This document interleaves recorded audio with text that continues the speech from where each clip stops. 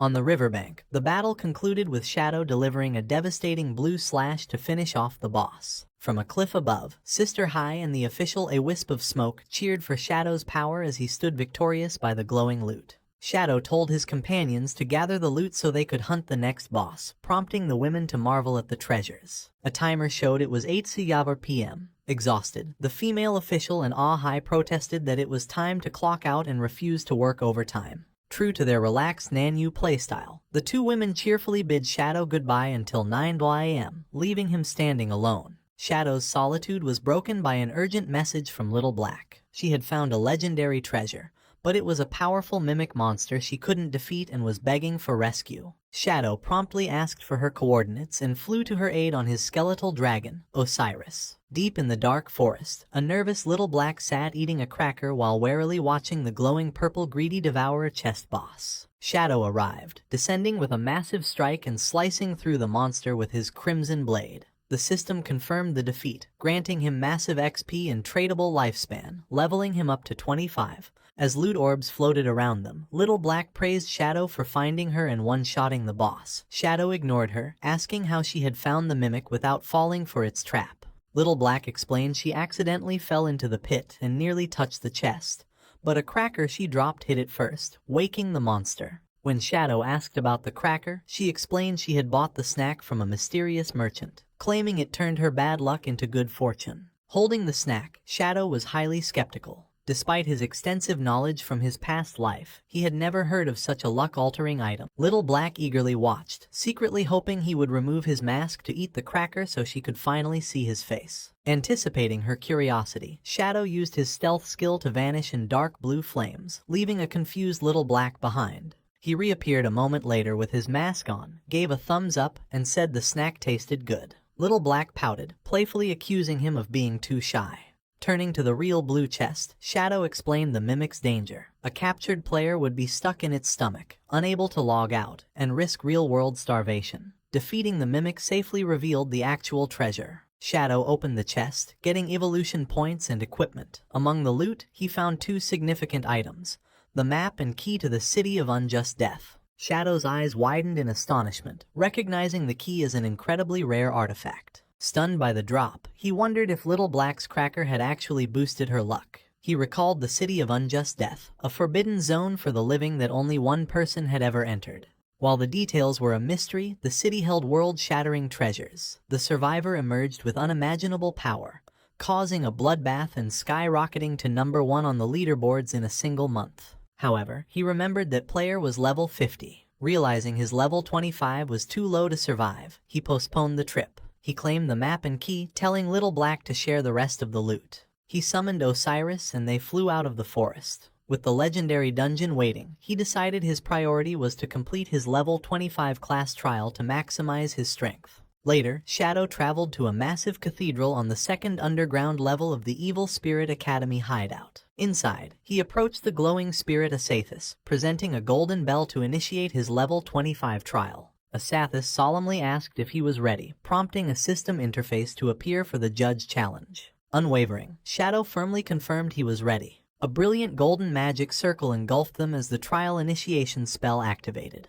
They were transported to a surreal, starry dimension, arriving on a platform that overlooked a colossal labyrinth floating in the void. The system welcomed Shadow to his exclusive trial ground, as he silently observed the massive structure. Suddenly, pillars of blue light struck the labyrinth. The system announced that other players were being loaded in, including his acquaintance, A Wisp of Smoke. More familiar names appeared in the notifications as players like Wang Meng and the perpetually cursed Unlucky Aguang were loaded in. Down inside the maze, Unlucky Aguang and other players materialized, looking around in confusion. Shadow's sister, Xiao Yu, was also teleported into the maze, landing in the blue light of the transfer spell. Disoriented and sweating, she wondered where she had been taken, as she had just been at her faction's hideout. She spotted her friend and called out, but grew concerned when the woman stared blankly ahead, ignoring her like a lifeless phantom. High above, the system announced the rules for the Fair Judgment trial. Among 100 targets in the maze, only one was guilty. Shadow had to find and execute this person.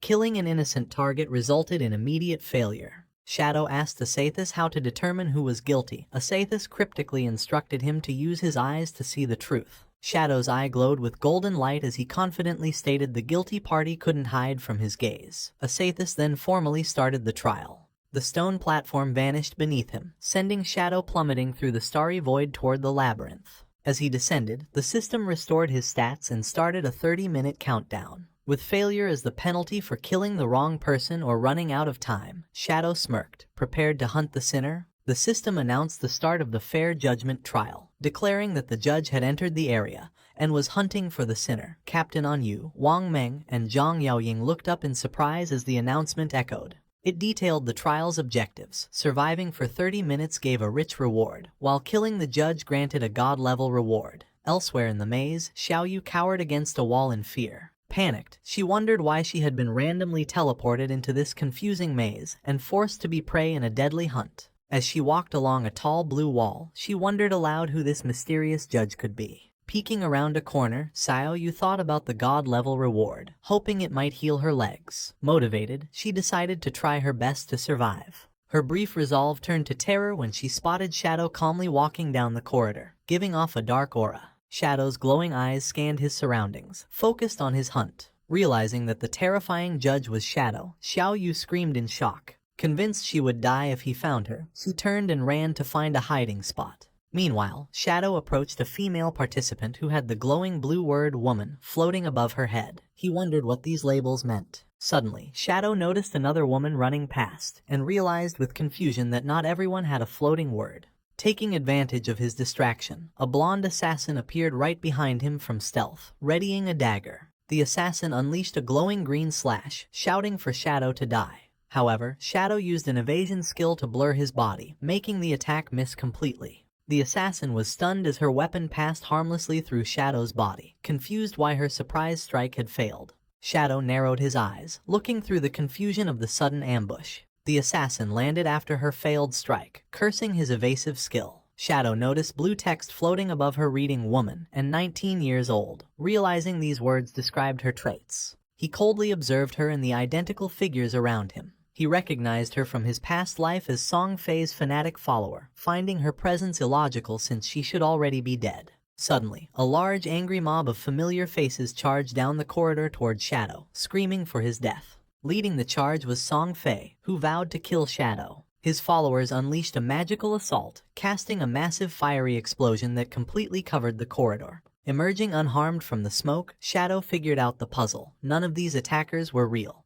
They were just illusions made by the trial's magic. He realized the glowing words, like woman, 19 years old, brainless fan, and cleric class. They were scattered clues pointing to the true identity of the sinner he had to execute. Putting the hints together, Shadow came to a chilling realization. Only one person fit every description.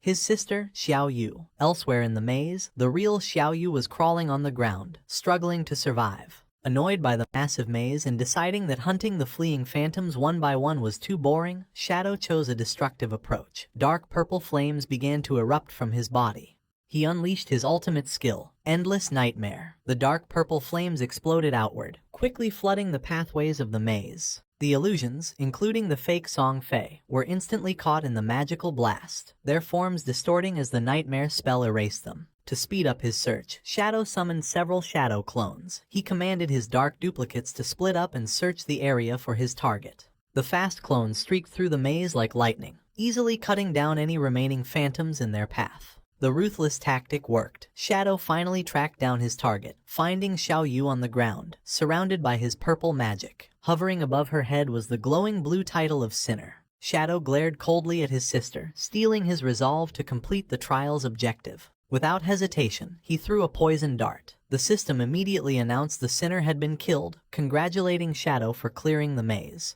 As Shadow stood victorious under a beam of light, the system notified him that a tracking mark, the Shadow 3 Lives mark, had been placed on Xiaoyu upon her death. He looked down, surprised by what she had left behind. The system showed Xiaoyu's resurrection coordinates, confirming she was reviving in the real world at Zhonghai City. Seeing dropped lifespan orbs on the ground, Shadow realized the truth. Xiaoyu had been physically pulled into the trial, unlike the illusions. He wondered why she was the only real person. The dark maze faded away, and the glowing spirit Asathus appeared. She congratulated Shadow, calling him the inheritor for flawlessly passing the trial. She told him to claim his reward from a primordial grade chest. A massive white chest appeared over the maze's ruins. The chest burst open, glowing with a bright light filled with sparkling stars. Shadow watched in awe as the divine reward descended from the starry sky. The system revealed his prize, the Blade of Judgment, a rare primordial grade weapon. The white and gold sword had massive base stats and modifiers. Grabbing the glowing sword, Shadow checked its unique skills. The blade used divine nature points and had a pocket dimension called the Land of Judgment. The user could teleport killed targets there to be judged. Successfully judging a sinner permanently boosted the weapon's stats and limit. Shadow was amazed by the weapon's infinite scaling. In his past life, he had reached the global top 100 using just a mythic grade weapon that granted damage immunity. He realized his old gear was nothing compared to this primordial blade. He deduced that judging sinners would let him upgrade the weapon endlessly, making the real world an extension of the trial. Asathis confirmed this, explaining that because of the game's strict rules, this trial was the only legal way to give him the blade, acting as a tutorial. With his new power secured, Shadow demanded to know why the trial had required his sister's real body instead of a safe illusion. Asathis's third eye glowed as she simply stated that Xiaoyu was a blasphemer. Asathis showed a dark vision of an older, corrupted Xiaoyu from the previous timeline. She explained that in Shadow's past life, his sister had touched the Eye of Judgment to steal its power. Because of this crime, Asathis declared Xiaoyu was a sinner who had to face judgment.